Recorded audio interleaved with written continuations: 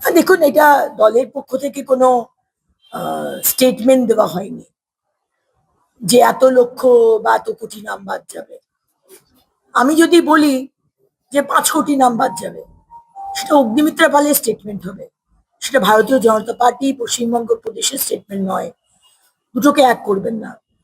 দ্বিতীয়ত হচ্ছে, কত নাম বাদ যাবে সেটা ইলেকশন কমিশন জানবে, সেটা সাধারণ মানুষের বা বিজেপির কর্মীর জানার কোনো এখতিয়ার নেই, অধিকারও নেই। আমরা চাই একটাও বৈধ ভোটারের নাম বাদ না যাক, আর আমরা এটাও চাই যে একটাও অবৈধ ভোটারের নাম না থাকুক। তাতে যত নাম বাদ যাবে যাবে, তাতে আমাদের কিছু বলার নেই।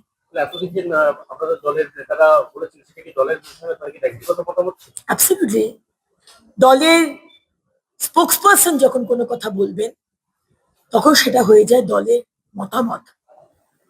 অফকোর্স যারা বলেছেন তারা একটা আন্দাজ করে বলেছেন, তাদের সাথে তো আর ইলেকশন কমিশনের কোনো কমিউনিকেশন হচ্ছে না মিস্টার জ্ঞানেশ কুমারের। আন্দাজ করে বলতে পারেন, হ্যাঁ আমরা আন্দাজ করে বলতে পারি যে হয়তো 1 কোটি নাম বাদ যাবে, কারণ আমরা দেখতে পাচ্ছি যে লক্ষ লক্ষ মানুষ যে এসআইআর হলো, অমনি টালা ব্রিজ, সল্টলেক, স্বরূপনগর থেকে পালাচ্ছে। এরা কোথা থেকে এলো? এরা কারা? এরা কি টিএমসির ভোটার?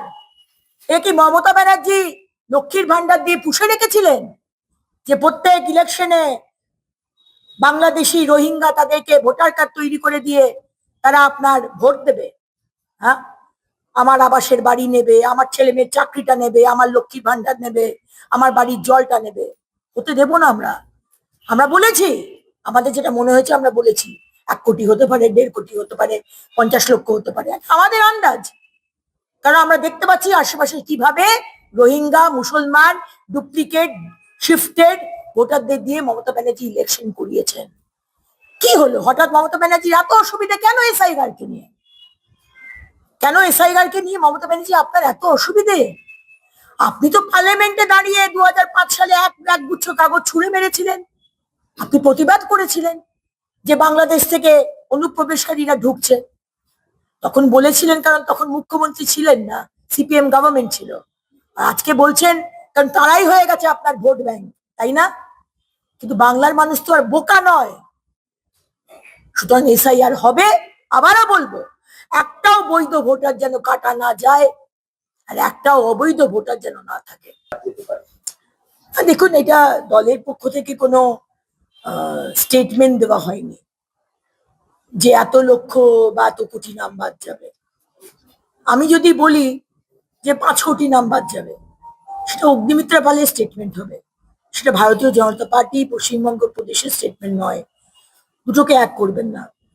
দ্বিতীয়ত হচ্ছে, কত নাম বাদ যাবে সেটা ইলেকশন কমিশন জানবে, সেটা সাধারণ মানুষের বা বিজেপির কর্মীর জানার কোনো এখতিয়ার নেই, অধিকারও নেই।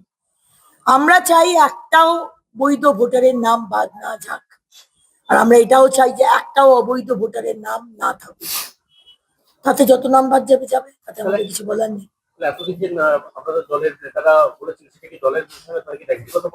অ্যাবসলিউটলি।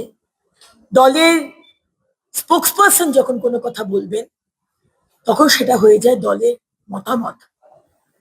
অফকোর্স যারা বলেছেন তারা একটা আন্দাজ করে বলেছেন, তাদের সাথে তো আর ইলেকশন কমিশনের কোনো কমিউনিকেশন হচ্ছে না মিস্টার জ্ঞানেশ কুমারের। আন্দাজ করে বলতে পারেন, হ্যাঁ আমরা আন্দাজ করে বলতে পারি যে হয়তো 1 কোটি নাম বাদ যাবে, কারণ আমরা দেখতে পাচ্ছি যে লক্ষ লক্ষ মানুষ যে এসআইআর হলো, অমনি টালা ব্রিজ, সল্টলেক, স্বরূপনগর থেকে পালাচ্ছে। এরা কোথা থেকে এলো? এরা কারা? এরা কি টিএমসির ভোটার? এরা কি মমতা ব্যানার্জি লক্ষ্মীর ভান্ডার দিয়ে পুষে রেখেছিলেন যে প্রত্যেক ইলেকশনে বাংলাদেশি রোহিঙ্গা তাদেরকে ভোটার কার্ড তৈরি করে দিয়ে তারা আপনার ভোট দেবে? হ্যাঁ, আমার আবাসের বাড়ি নেবে, আমার ছেলে মেয়ের চাকরিটা নেবে, আমার লক্ষ্মীর ভান্ডার নেবে, আমার বাড়ির জলটা নেবে। হতে দেবো না আমরা। আমরা বলেছি আমাদের যেটা মনে হয়েছে, আমরা বলেছি 1 কোটি হতে পারে, 1.5 কোটি হতে পারে, 50 লক্ষ হতে পারে, আমাদের আন্দাজ।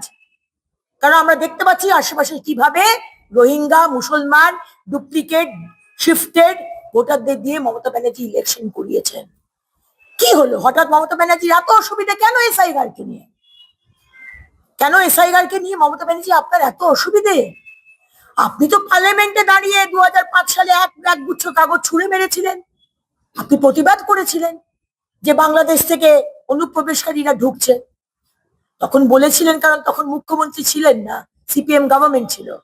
আর আজকে বলছেন কারণ তারাই হয়ে গেছে আপনার ভোট ব্যাংক, তাই না? কিন্তু বাংলার মানুষ তো আর বোকা নয়। সুতরাং এসআইআর হবে। আবারও বলবো, একটাও বৈধ ভোটার যেন কাটা না যায়, আর একটাও অবৈধ ভোটার যেন না থাকে।